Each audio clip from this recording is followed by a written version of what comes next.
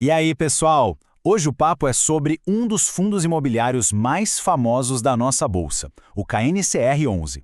A gente vai fuçar nos dados, entender a fundo como ele funciona, o que ele faz de verdade e, claro, olhar para os números que realmente fazem a diferença. Bora começar? Mas antes de mais nada, vamos pensar numa coisa. Será que dá para receber aquele aluguelzinho todo mês, sabe? Uma graninha pingando na conta, mas sem ter toda a dor de cabeça de ser dono de um imóvel?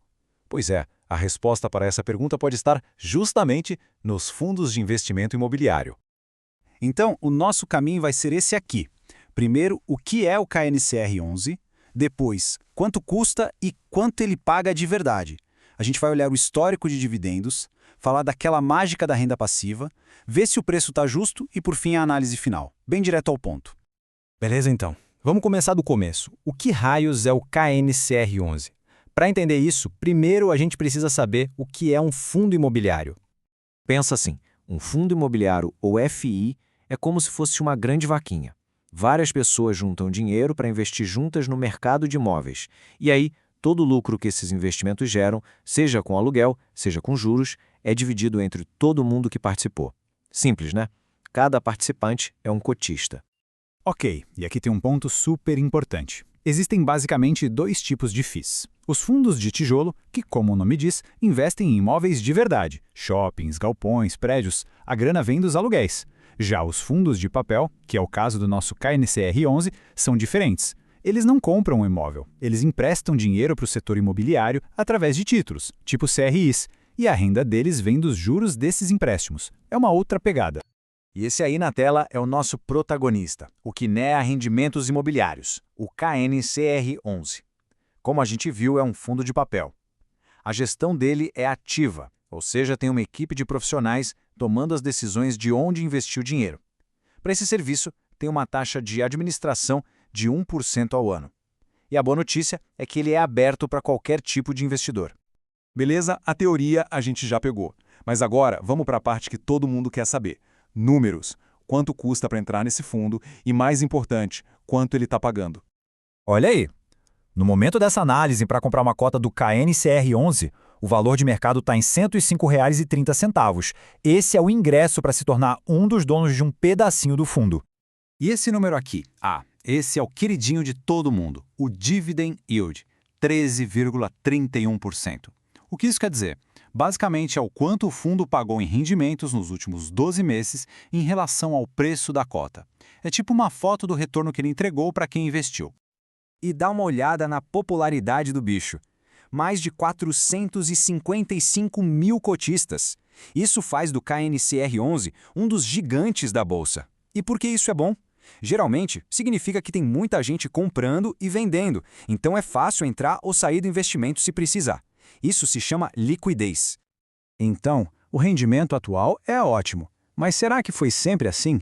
Uma coisa é pagar bem num mês, outra é pagar bem sempre. Por isso, agora a gente vai dar uma espiada no histórico de pagamentos para ver se o fundo é consistente. E aqui está o pulo do gato para muita gente. O KNCR11 paga todo santo mês. É como um relógio.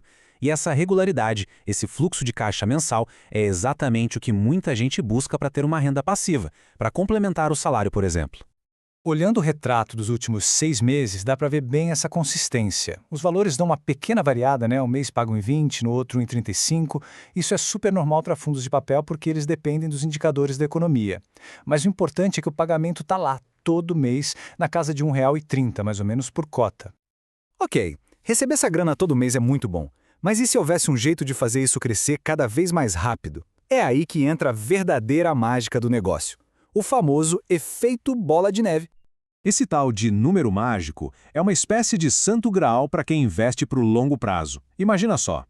Chega um ponto em que os próprios dividendos que o fundo paga já são suficientes para comprar uma nova cota, sem precisar tirar mais um centavo do bolso.